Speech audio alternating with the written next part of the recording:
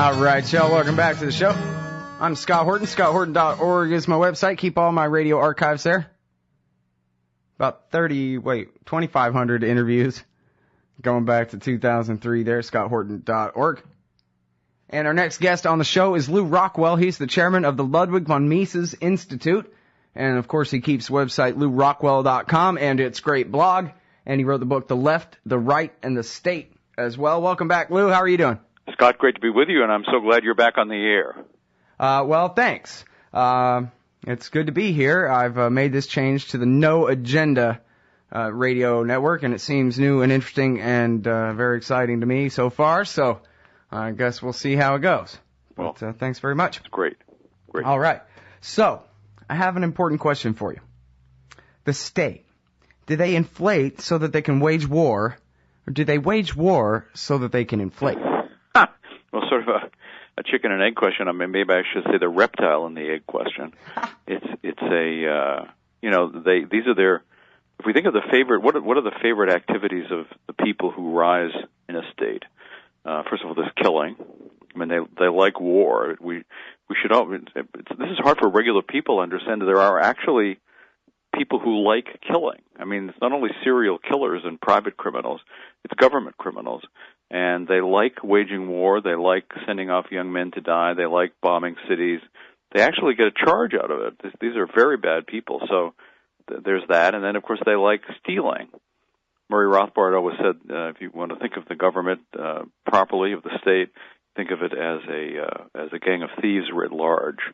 So how does the government steal? It steals in two ways.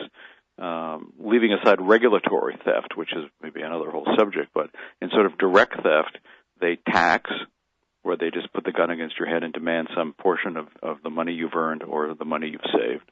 And then there's also the question of counterfeiting, or rather counterfeiting as it's called in the private sector, monetary policy as it's called when the state does it. And so that's, of course, inflation, where it's not actually printing up new notes, but you can think of it that way. It's mostly, of course, digital these days, but it's morally no different from the guy with a printing press in his basement printing up $100 bills, except it has far worse of an effect, because that guy has a bad effect. He depreciates the money of other people in the local community and defrauds business people and so forth. But the government is able to affect the whole world in this way. So these are the state. Hayek made the point about the state that the worst rise to the top. In private society, the best tend to rise to the top. Now, this is not always true, but on the margin and for the most part, the most successful salesman becomes head of sales, and the guy who's the best automotive engineer, although the more and more that companies are regulated, this is hindered. But in a free market, the best automotive engineer is the guy who rises up to being in control of automotive engineering at the car plant.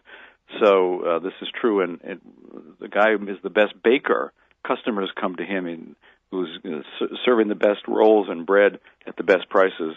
Although from a primal standpoint, you shouldn't be going there, but that's not a good example for me to use. But in the government, it's the worst people who get to the top, the most demagogic, the best liars, the backstabbers, the people who you just don't want as your next door neighbor. You don't want your daughter marrying one. These politicians. These are the worst type of people, and so that's the state. So the question for the libertarian would like to think the question for the average American is: do you really want these people having more control over you? Indeed, do you want them having the same amount of control? Too many Americans seem perfectly happy to be looted and ordered around by these people who are very much their moral inferiors, and of course are told that they're their moral superiors. But in fact, we have to only think about how any of us think about bureaucrats, that the DMV or politicians or whatever. Virtually nobody has a good opinion of them, except of course people who are paid to serve them, like those in the media or big academia and so forth. But regular people don't have a good opinion of these people. But too often they still have a good opinion of government. So it's our job to try to, of course, diminish that opinion. And it is the only way that we have a chance to fight these people, because We can't use violence. I would say from a practical standpoint, of course, we can't use violence because they've got all the weapons and the guns and the atomic bombs and so forth. But from a moral standpoint, these are not the weapons of peace. These are the weapons of war, of killing and murder and so forth. So I would say our only choice from a practical and from a moral standpoint is trying to persuade people to, in effect, withdraw their consent from the state. Because the state, Édouard de la Boétie, the great 16th century French libertarian thinker, pointed this out, and David Hume and Mises and Rothbard and many other people subsequently, because the state is a tiny minority and must be a tiny minority so they can live it up off the rest of us, the ruled is always a much larger group than the rulers. And if we withdraw our consent, if we refuse to go along in a nonviolent, peaceful way, their days are numbered. So they seem like they're impenetrable. It seems like a fortress that nobody could ever challenge. But they're constantly terrified, and because they're terrified, of course, they can commit great crimes. We only have to look at the fact that most recently the Department of Homeland Security has bought enough hollow point 40 caliber ammunition to put 5 bullets in every American. Now, why are they buying all that ammo, and why are they buying full body armor suits for themselves? What are they planning? Is it a coup? Or are they just terrified of us? Or is it just the police state is expanding and they're planning to take more and more action against us? But we're in a dangerous situation. And if we don't just want to sit down, lay down, hand the government your kids, your wallet, your life, your freedom, if you're not happy with that, then you have to resist, peacefully resist what they're doing. And it's definitely a crisis situation. Yeah, on that one, I guess the best case scenario would be it's simply a welfare check to some millionaire ammunition manufacturer, right? Yeah, send him to Barbados and send him a check, sure. Right, yeah. Right, I mean, I do that to the Congress, too, and all the bureaucrats. I'd love to see the whole government go on permanent vacation, and we'd just pay them. That would be, of course, a fantastically great situation. But these people they're not like normal people. They don't actually just want to relax and have a vacation or whatever. They love crushing people. They love putting their boot on your throat. They love ordering people around. They live for ordering people around. They love it when they can order an entire town to evacuate because of some weather trouble or whatever. They live for that kind of stuff, or they live for being able to order everybody in Baghdad to evacuate, or they love to drop bombs. They love to punish people. Right now we see the U.S. going bananas over Julian Assange. Why is that? Because he put out damaging information about the government? Well, not actually damaging to it, except of course in the public mind. They can't stand it if they're cut down a notch by people who tell the truth about them, and they can't stand being dissed. They want everybody salaming them. As Mencken said, the government not only wants to make us obey, they want to make us want to obey. So it's the job of the libertarian to make people not want to obey. Even if from a prudent standpoint, of course, you oftentimes do have to obey. Just like if the mugger comes up to you on the street, puts the gun to your head and says, I want your wallet, it's probably not a time for a discussion of property rights. So too with the government. I mean, if they got the gun to your head, then you may very well want to comply from a prudential standpoint, but you're never going to mentally comply. You're never going to give them your heart and your soul and your mind. They want those things, however.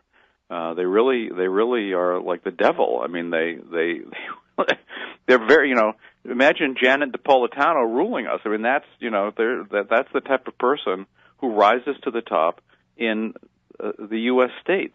Or Obama or Romney or Gunn. Well, they're all bad people, and they all do not have our interest at heart. Shall I put that, very tenderly? In fact, they only have their own interests at heart, and that's all right, but not if you're intending to use violence and the threat of violence to bring about the fulfillment of your interests. That's, of course, what's always wrong, and that's, of course, all the government does. They use violence or the threat of violence. If you look at a parking ticket, they're threatening violence against you, and everything the government does, they threaten violence or use violence. And so people go along with that, but we don't have to go along with it. It is possible to educate ourselves, educate others, learn the principles of liberty, and start to resist. And they hate it when anybody doesn't bow down to them, when people refuse to vote, when they refuse to salam them, when they give them a look at them askance. They can't stand it. And so Hobbes, the evil Hobbes, said that the thing the government can't stand the most, he talked about the prince, most damaging, dangerous thing to the prince, he said, is laughter and ridicule. He said the prince can put up with hatred, he can put up with anything else, any negative emotion, but if he's laughed at, that is dangerous to him, and of course that's right. Of course, I would say wonderful, right? It's not dangerous to the prince, wonderful for the people. So we should laugh at these people, we should ridicule them, we should learn about them, we should learn about the principles of economics and history and political philosophy and so forth, so we have a firm grounding. But we don't have to salute these people, and or there'll come a time when, of course, they're going to put us all in a line and put uniforms on us and order us to salute them. So that's the way things are headed, and if it's one of the reasons it's great to have your voice available again on a station without, how shall I say this, a million ugly commercials, is because your voice is so important in explaining to people why war is wrong and why all the rest of the things the government does to people are counterproductive or just downright evil. Mm-hmm. Well, it really does come all the way back down to the way we learn it in elementary school, which is that, well, your money's legit because it's got George Washington and it's the government. If it had a bank's name on it, it wouldn't have the presumption of legitimacy anyway. But it's got George Washington on there. It's green. It's our money. The government's in charge of it. So it's not even in question whether it's fair or not until Ron Paul brings it up to you, something like that. It's not in question until someone says, but this is the cause of that boom and bust that smashes so many lives and dreams, until you are explicitly given a reason to doubt at least the presumed legitimacy, at least even if not of the results, at least of the motivations of those public-spirited people who go into running the government for you or whatever, then you could really live your whole life believing them. You know what I mean? There are old people who are going to die in the old folks' home today who still believe in FDR to this day, No, Scott, you're so right about the government schools. In fact, that's, of course, the purpose of the government schools is to convince you that without the government, you wouldn't have any clothes, you wouldn't have any food. People would try to sell you dangerous medicines, would rain too much or wouldn't rain enough or, whatever. And they protect you from all the shadowy bad guys all over the world or maybe in your own town who are trying to get you. Thank goodness there's the government. And that's the purpose of their schools. And it's also, of course, at the same time where the public schools want to destroy all independent thinking, all critical thinking, because they don't want anybody thinking outside the channels of the government. So you're allowed to agree with Obama, you're allowed to agree with Romney, but that's about the width of the range of opinion you're allowed to have. In other words, no range of opinion at all. Although it does seem like the presumption of legitimacy, it's as rigidly enforced as it is, on the TV or whatever, and in that corridor between New York and D.C., it seems like, and maybe I'm not the best judge of this, but it seems like people are starting to see through this, especially with a campaign like this, where the two candidates are just so similar. Everybody, it's not just me, everybody mixes their names up and calls one the other and that kind of thing. It's just so obvious now. So, I don't know. I'm kind of torn on that. It just depends on what time of day I am. It is how optimistic or pessimistic I am. But I want to get back to my original question about central banking and war, because I had this theory that maybe this would have been the policy one degree or another. Maybe it makes no difference or what. I don't know. But it seems like after the dot-com bubble, they wanted to go ahead and inflate a housing bubble. But the real motivation behind turning the interest rates all the way down and the money machines on full blast was the double dip super recession that we were destined to have after the September 11th attack on downtown New York. And I don't know for a fact if there was a political meeting between Greenspan and Bush on this or whether there needed to be, but I remember that the bank started announcing 0.0% interest rates for all kinds of different things within a couple of weeks after September 11th. And it seemed to me that the real reason that they inflated the housing bubble to the degree that they did was to make the wars seem free. Because if they had had a limited strike on Al-Qaeda, Egyptian and Saudi friends of Osama in Afghanistan and left it at at that and wrap the thing up by Christmas 2001, then they wouldn't have needed a big bubble. They could have done that in the middle of a recession, and people would have said, okay, you know, whatever it takes to get that guy, fine. But they wanted to go to Iraq, and then obviously they wanted to continue the policy they're doing now. Somalia, Libya, Syria, Iran, everyone else.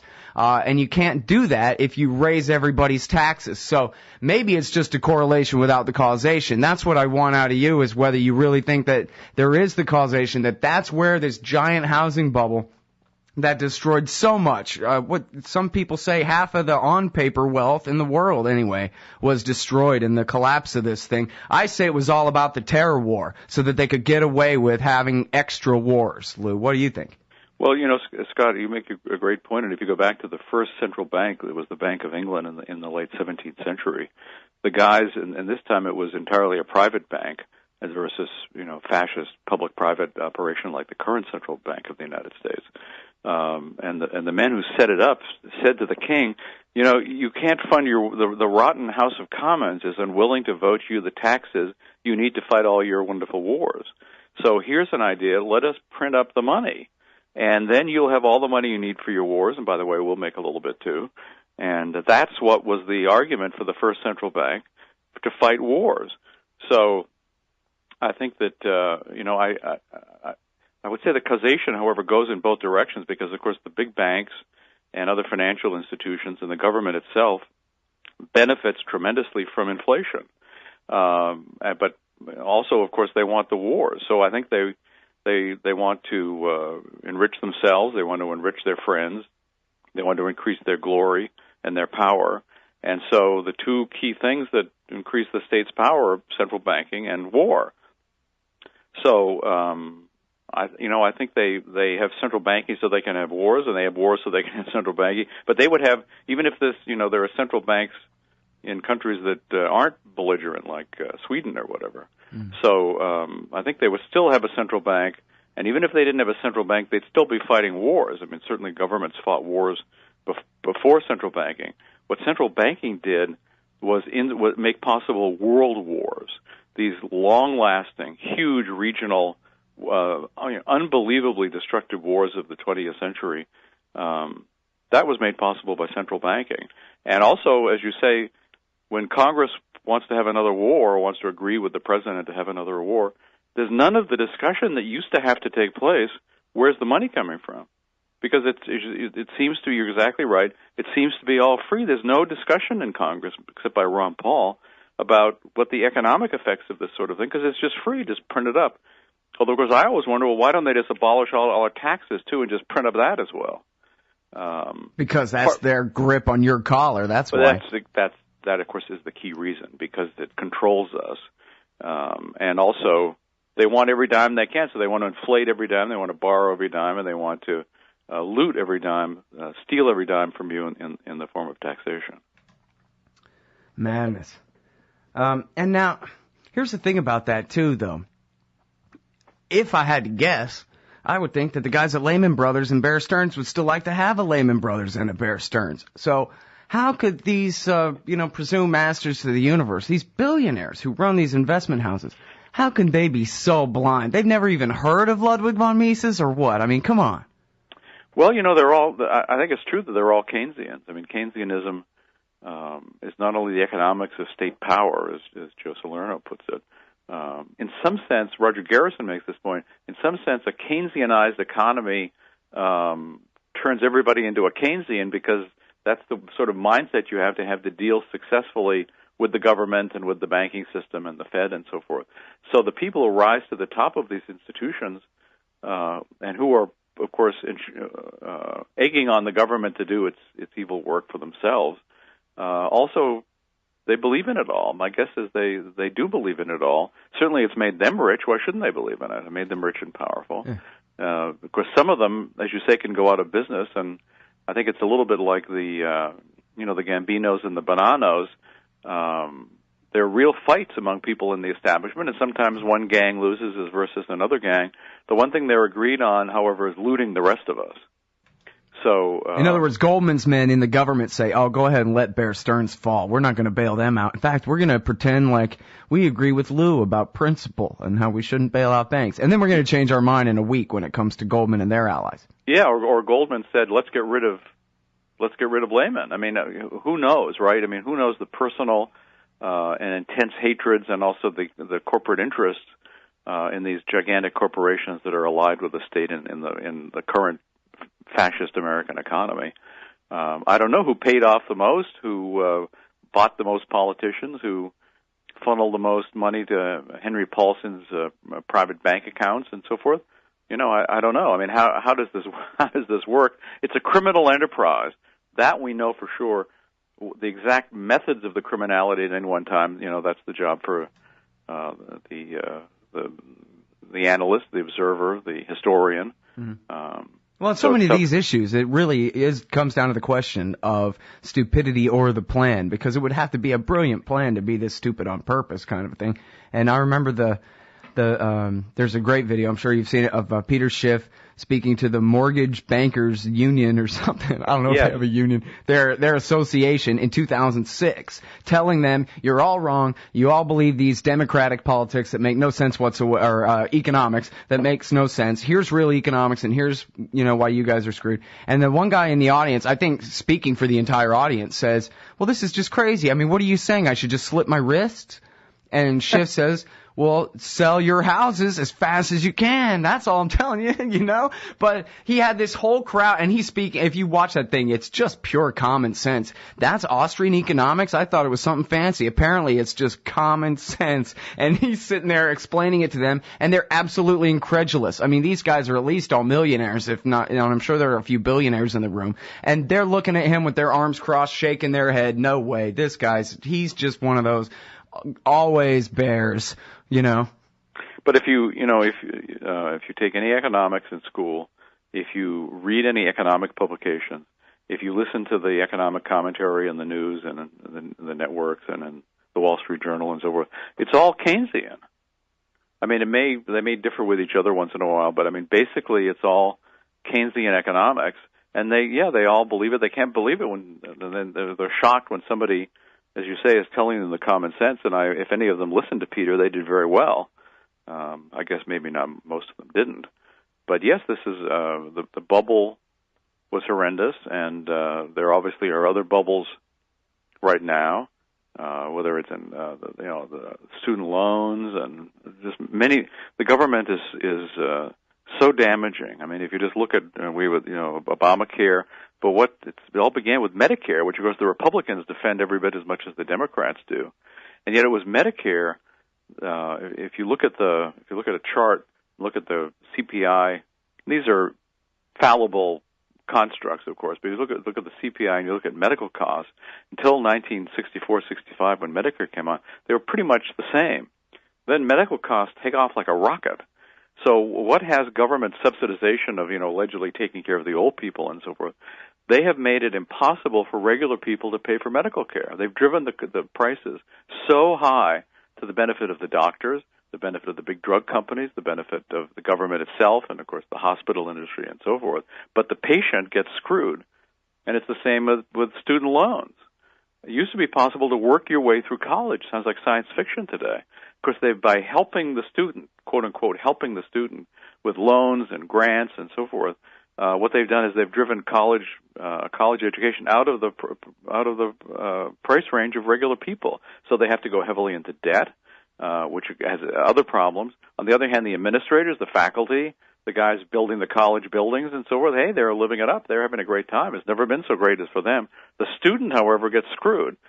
So this is the way the government operates. They have an excuse that they're doing something, but they're actually hurting the people without power, and everything is done for themselves and for their allies in the private sector. Again, it's a fascist government. It's a union of big government, big corporations against the rest of us. That's the American government and the American economic system at the top, and that's Romney as well as Obama, and it was Bush, and it was Clinton, and go down the list of the other creeps who've been in the Oval Office. Well, now, Lou, give us a word about Ron Paul, because it seems to me, anyway, that he's done as much as any man ever, or maybe all of us combined, toward getting the American people by the millions to see through these constructs and to finally understand some of these very basic issues as they sound the way you put them anyway.